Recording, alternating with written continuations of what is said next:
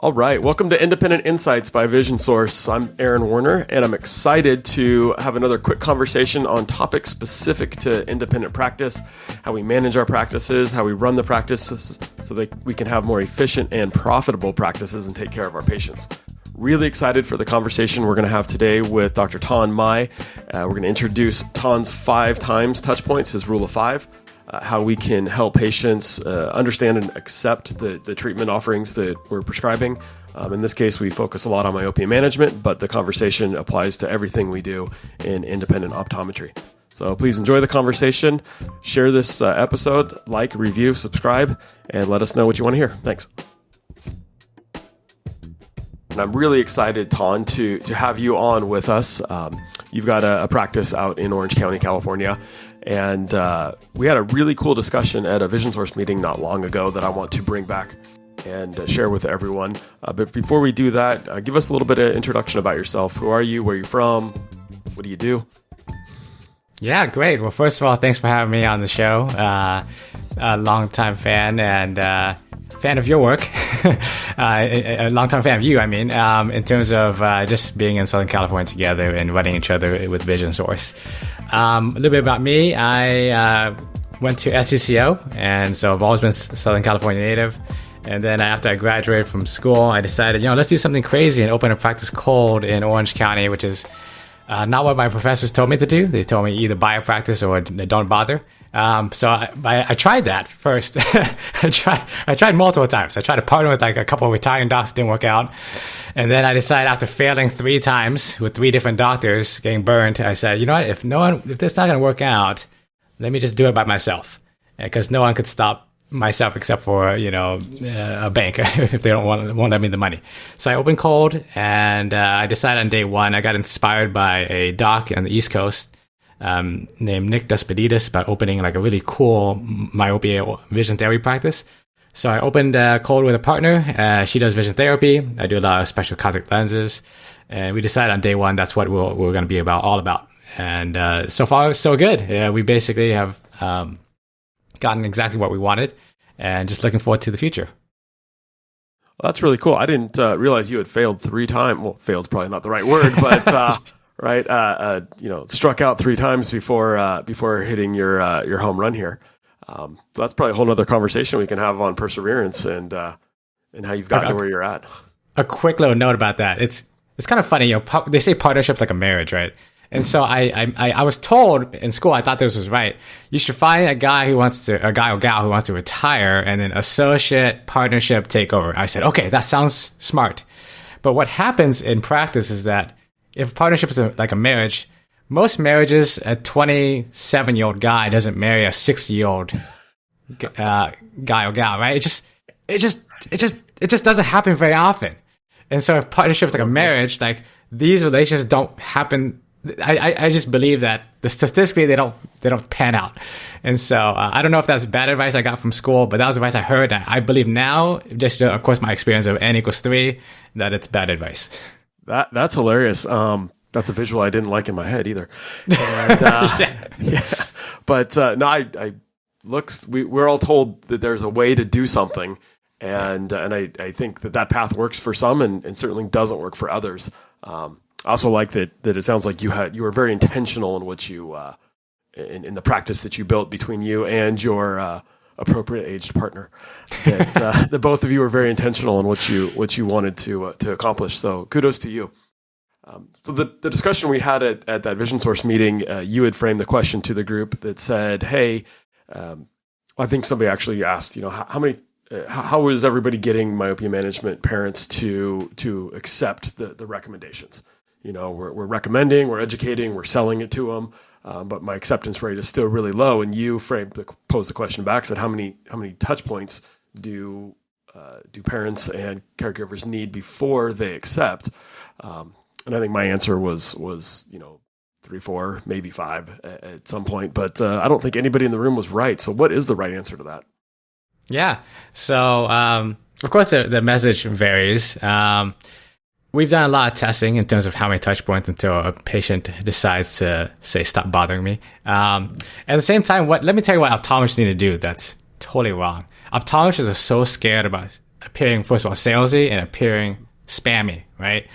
Like the real marketing experts out there, like I'm talking about the big corporations, the guys that spend billions of dollars on marketing and sales, and they've studied it in depth like 1,000 times over. Some of those companies are emailing and texting people like daily to buy their stuff, right? And that's what they're doing. Like, you know, like, and I've even signed up for mastermind groups and newsletters, and those guys are emailing me daily or weekly.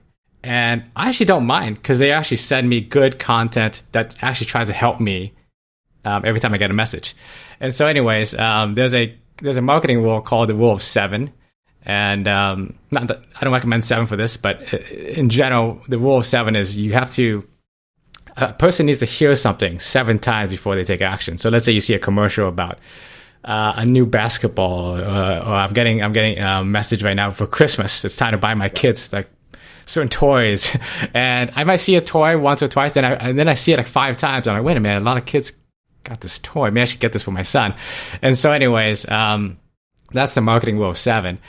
In Myopia, what we've done is we've calibrated things. We've messaged patients, you know, just once or twice. We've done it 5 times. I've even had people where we email them, text them, call them more than 10 times, just to test it, just to see.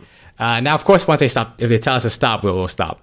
Right now, we've settled on 5. So the magic right now is the number 5. So we say we will call you 5 times afterwards, and I'd say we get about, let's say if I were to do 100 consultations in the next few months, which I will,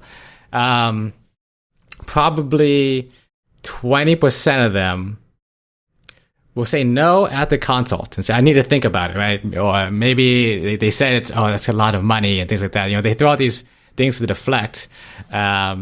But it's really, they just need time to think about it, and they're just so busy. You know, we're all busy running around trying to figure out our schedule. And a lot of times it's actually a matter of scheduling. It's a matter of, have you ever had a conversation with your wife where someone asks you, hey, do you want to go to this party next Thursday? Oh, no, so how about this? A friend asks you, do you want to go to a party next Thursday? And you don't answer back for like a day or two just because you forgot to ask your wife when that's good for her schedule. Yes. Has that ever happened to you? Always. Yeah. Right. Yeah, because you need to confer with her, right? And so that happens like all the time with everything you do. And so the same thing happens with Myopia Management. The doctor thinks that they leave and it's because they're price conscious. It's just because they literally haven't had the time to talk to their spouse about it, which they said they were going to do. And by you asking them again, like a week later, so all cadences, I recommend weekly.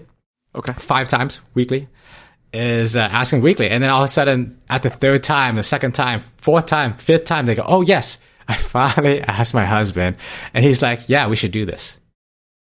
Let's break this down a little bit, because I love this, and there's a ton in just the 5. So you said at the consult that you'll tell them, when you get that no, and we'll talk about the no in a minute because I want to dive into that too, but you'll tell them that you're going to follow up with them 5 more times. So you've already laid the groundwork and basically said, I'm going to bug you, or you just know that's what's going to happen? We don't tell them how many times. Okay. We just say, oh yeah, let's say they have to think about it. Then my staff will say, sometimes they'll put it on the schedule, say, hey, what time is a good time for me to talk to you next week? They'll go, oh, how about Monday at 12 o'clock? And then we go, great. So you're scheduling the touch point again for the phone call. At times we schedule it. Exactly. We do that in vision therapy too, where we'll schedule a time where we'll say, hey, I know you have to talk to your husband. Let's hop on a Zoom where so my partner, Val, actually, she'll be like, okay, let's schedule a parent conference where both parents will be there. I can answer all your questions in case mom just shows up. So now the best hack is, of course, trying to get both parents there at the consult. Yep. That would help that would double your close rate instantaneously, is if you train your receptionist to try to get both parents to show up. If they can't show up to the consult together, one thing that's really effective, I probably extremely effective, I can't remember the last 10 I've done where I haven't closed, where if the parents in the room, but if mom FaceTimes or gets dad on a FaceTime or phone call, and I got to talk to them at the same time, the dad actually really loves the fact that she's FaceTiming, and then I hold up the phone and I talk to him and answer his questions. Okay. And that just eliminates that telephone of, I need to ask my wife what time is good to go to the party, because they're both together. Well, it gets them on the same page, and it gets them, they're both present at the same time. So the communication helps. Cool. What, So do you use a telehealth app when you're having these calls? Do you just do FaceTime with the parent? Is there a certain Zoom app that you use or whatever works for them? So if it's I've done both. Logistically, it's I've done Zoom, but then sometimes my staff has to set up the Zoom, send the link, and there's a little bit extra to get the data online. But we've done it before where the parents have told us dad can't come. He's working from home or whatever, and then we say, oh, will he be able to jump on Zoom at that time? And then he's able to come on. That doesn't always work so well. We do FaceTime as well. That works really well. If they've got FaceTime, that works extremely well. Now, a lot of times the dad just can't be on it, which happens a ton of times, and that's fine. Then we do the telephone, where we try to get them both online a week later, or we just say, we'll just call you 5 times. We don't say 5 times, but we'll call you to see where you're at, and just because I know you have to think about it. Very cool. So we've talked about phone calls on these touch points. Do you do like text message emails? Do those count as touch points too, or do you just try to do the 5 as in person? I'm gonna talk to you, or somebody's gonna talk to you. Yeah. Right now we do mostly the phone calls, just because we want to be able to answer. A lot of times it's because they have questions, right. And anyone that does a lot of myopia or vision therapy, when you're dealing with parents and kids. When you do other things in optometry, it's usually just a patient, right? But it's the patient and the parent. And when that is involved, the level of education and corralling is the next level. And so for that reason, we have mostly phone call or Zoom. That makes sense. I'm assuming Zoom is probably better too, because just like us, we can see each other. We can see facial and read facial expressions. Zoom is much better. Right now, we know that if we do a telehealth consult ahead of time, let's say we do a telehealth, and that's actually before they've come in and done any axial length measurements, any refractions, not any of that. Mm-hmm. If we do a telehealth and we answer all their questions, we'll close at least 85% of the time in the room. Where if they meet our counselor ahead of time and talk to them on a Zoom meeting and just answer a ton of questions, like for 15 minutes, then that consultation is now like a very variable slot, because we know that the vast majority of the time they close. Oh, that's genius. So you're seeing the kid for their comprehensive exam, their refractive exam, where you see that they're myopic, and or you want to introduce this. I'm assuming you're telling them, hey, bad news is it looks like your young child is myopic. Good news is now there's something we can do about it. I want to bring you back for a full consultation. Mm-hmm. But before then, I want you to meet with my counselor via telehealth or Zoom or whatnot. That way we can give you some early education, answer questions that you have. So that consultation is really set up to close, not set up to introduce the topic. Exactly. So it's not a consultation. It's just a closing session, because 85% of the time plus, they're going to say yes, because they've already had all the back and forth, and mom and dad have already talked before that in a way, because they've come to at least a consultation. Because the number one, I asked this question to the group, the Vision Source group, which, by the way, if you're not in Vision Source, is a great idea, because one of the best things about Vision Source is we host like local mastermind groups, and the average Vision Source practice gross is like $1 million right now, I think, something like that. That's like an average, right? And so let's say you're in a room with everyone, with $1 million practice, you're gonna learn a bunch of stuff, but that's a side conversation. But anyways, I asked the group, like, why don't people close? And people think it's price or or other things. But the number one reason I found is because the information is just too new. Yep. And so if you've never heard about something, you're not going to do it. Like same thing with all of us. Like, we're not going to jump into something we've never heard of most of the time, unless you're an early adopter, which is only like 10% of people. So for that reason, we try to make the information less new as possible, and so that's why people close higher once it's less new. No, that's genius. And that, what that feels like to me? That feels just like what we've been doing with LASIK forever. Exactly. Patient comes in and interested about LASIK. We talk about it. We're going to send them over to somebody. We're going to answer questions ahead of time. We send over a consult that has filled out some basic information, a referral sheet rather. So they're not showing up at the surgeon's with their consult with the surgeon just out of the blue. They're warm consults, and so you're doing the exact same thing just in house. The best ideas are not from our industry. The best ideas have already been done elsewhere. We just need to take them and just plop them in here. And a lot of times no one's been doing it here. And then it's like an atomic bomb.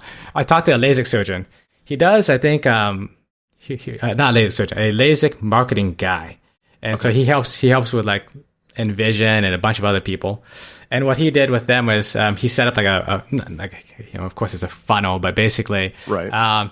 He basically set up where people go online, and then when they ask for a consult, it kind of goes to a telehealth queue where they can book a telehealth visit, right, with a counselor, with a staff member at a call center, basically, right. And what they found with these laser groups, and they've done this like thousands of times, more than we can in optometry. They've got a bigger budget. Is that when a patient comes in for a telehealth visit, a lot of times, let's say the patient lives 40 minutes away, 30 minutes away. But if they've had a telehealth visit where they've actually talked to someone at that office and they've met Rachel that works at Envision, then all of a sudden they'll drive 40 minutes past the 20 other LASIK centers because they had a telehealth visit. And then also the no-show rate of at that LASIK consult is now sky higher than the one that just schedules and gets a consult and then no-shows the day of. So they found that their no-show rate dropped tremendously. Their ability to reach a wider pool of people that live even 30, 40 minutes out has also increased, which is a lot of distance in an urban area. Yep. And so for that reason, they found extremely success with that. Well, I think what you just described is relationship building. Because I'm as a consumer, I have no problem. We won't use Envision, but if I don't care if I'm upsetting Best Buy.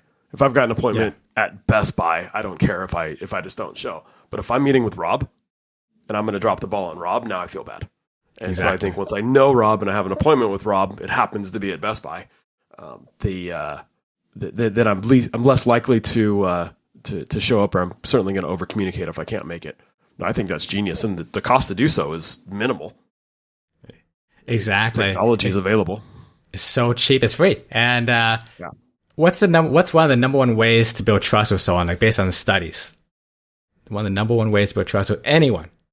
Anyone, I think just to talk to them, get to know them, ask questions, answer their questions. Exactly. Find out about them. Yeah. That's exactly right. And so the studies show that one of the number one ways to develop trust with anyone, the factors, I guess, is time spent with them. Mm-hmm. Just time. And so I think it's kind of prehistoric. If, let's say, I've been hanging with this animal for I see the same animal for like three months, and he hasn't eaten me yet, it's probably a safe animal, right? Like this animal is no problem, right? Yeah. And so just time spent with someone says this person is safe. I've seen him forever, and so the more time. That's why a lot of that's why if you can have the myopia, let's say the person closing, if they can do some of the pre-testing and if they can take the phone call, take the case history, and then or at least have a proper handoff in the exam room and spend more time with less just. You just walk into a room and all of a sudden you meet a stranger and they're telling you, yes, sign up. It's always better. Yep. So let's quantify that a little bit. I'll challenge you. So I don't think it's pure time. I think it's quality time. Because I'd rather have a solid 3 minutes with somebody than just us being in the same room for 20 minutes, right? So it doesn't need to be a long amount of time. So if my staff is listening to this, you don't need to spend 3 hours with a patient in the optical, right? You just need to have very good quality time with them. 100% agreed. Just like you and I, Aaron, we don't spend a lot of time together, but we know each other and we have quality time together. Absolutely. No, we based this whole conversation around myopia management. And I know you do vision therapy. I'm willing to bet though that these principles, and I know that we hate the word selling, although let's be honest, patients are consumers, and we're trying to encourage them to buy the recommendations, engage with us, heck, even come back next year for an exam. We're selling ourselves, we're selling our treatments. I think that these fundamentals work with anything, whether you're trying to do myopia management or dry eye. You brought in an IPL. You're trying to do some high-end dry eye aesthetics type stuff. In the States, you can. Even trying to get a patient to use their glaucoma drops. You're trying to sell the service. You're trying to get that buy-in, and I think that we definitely don't have that rule of 7, and I don't think we're even doing the rule of 5 in our office. Exactly, and very few optometrists even text or they don't email their patients information. So let's say you had a newsletter, and all you did was sit down just one day, and you wrote 12 emails, just 12, just 12, Yep. So and you went on something like MailChimp and you sent it once a month. You talked about IPL. you talked about whatever macular degeneration. You talk about myopia in terms of what we do, vision therapy, myopia. Yep. If you send people that message once just once a month even, and you set an automatic send, and all you did is sat down for like 3 hours and pounded it out, all of a sudden, not only are you reaching the patient you need, you're reaching mom, how about this, even grandma who doesn't have any kids anymore, or someone who's even single with no kids, but they know kids. They know someone else. And so what I say is that, the work is done, before the work is here. So what that means is like, I've been talking about myopia with people coming through 6 years ago when they didn't have kids yet. Mm-hmm. They didn't even have kids. And now they have kids, and that kid is 5. And now the kid is myopic. And mom is going to do it because I told her about this 6 years ago. Yeah. She's I don't want to say looking forward to the day, but she's known this day is coming. Exactly. So when you go to an orthodontist or let's say a dentist, a lot of times they'll say, yeah, it looks like, in a few years based on the bite, he's probably going to need braces, in the future, blah, blah, blah. Yep. Like you already know it's just a question of when. And the same thing happens with myopia. Unfortunately, a lot of kids are more myopic than ever before. And I tell parents, even at their general eye exam, or if they're not even parents, they're just a 27-year-old gonna be parents someday. Right. I say, oh, by the way, you're a -6. Did you know that people like you and me, I'm a -9 if you didn't know that, Aaron. I did know that. Yeah, if you didn't. People like you and I, we don't have to exist anymore. We can actually slow down the progression of myopia tremendously. And they go, oh my gosh, I had no idea. And then now they know the information is now not new. Close rates goes up. Yep. No, I'm 100% on board with that. And I think that the myopia management, if it's not standard of care, quickly needs to be. And, that's a whole nother conversation, and probably over some coffee and maybe even a bourbon. But how we get our colleagues to get on board. Well, Ton, this was awesome. So I just wanted to run back through real quick and summarize your rule of 5. I'm gonna call it Ton's rule of 5 now. Sure. And right, so you're scheduling the touch points with the patient. So hey, when can I call you again? Because they gave you that no, which really wasn't a no; it was just a pause. But we had to put a word there, so we said no. So I'm scheduling that touch point. Ideally, it's a Zoom call or a FaceTime call where you have both parents involved, or everybody that needs to be at some point. I imagine you might need grandmas and aunts and uncles, and sometimes it's a community decision, right? Yeah. And then you're continually trying to schedule more touch points. If the next, you got to know what the second one or the third one, and you do it once a week, right? And you go until they tell you stop bugging me, or until that 5 has run out. So no, not right now. It doesn't mean don't call me again. It just means no, not right now. Mm-hmm. Right. And it sounds like you've got this pretty well the system built within your practice, right? So you've got somebody responsible for maintaining. It's almost a checklist, right? Here's John Smith, and here are the 5 times that we've reached out to him. Do you have that built in? Yes. So we have, right now we're using just, there are other ways to do it. We tried to use an app called ClinchPad at one point, but it was kind of hard. Then we kind of reverted to an Excel sheet, and then we tried other things, but my staff ultimately went for the Excel sheet. So they just have they have the names of the patient, and they just have a number of times they reached out to them with little X's in a little box, and then they go from there. Sometimes the simplest systems are the best systems. Yeah. So exactly. And by the way, let's say a patient says no. No, thank you. Straight up. Then you can say, hey, no worries.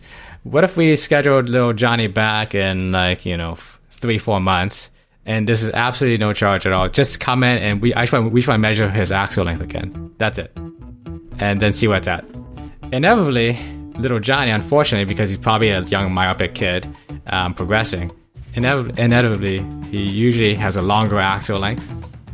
Yeah. At that follow-up visit, which is free, by the way, so it's a low, it's not a salesy pitch because it's just freebie. Then parents actually close over 80% of the time at that visit. The ones that say no initially. That's Discount Tire's air check, right? Yeah. Just come in. Let me just check your tire. Hey, by the way, you're running low. Yeah, Exactly. You said it earlier. The best ideas, a lot of them come from outside the industry. We just need to do a better job of stealing them. That's right. Exactly. So awesome. Well, Tan, appreciate your time and joining us. Really appreciate all you do for your colleagues. Certainly in the myopia management space, but also in the practice management space, doing all your in-house research things like how many times to reach out to somebody and whatnot, so that we can steal those ideas and implement them in our practices to be more successful. My pleasure. Yeah. Thanks for having me.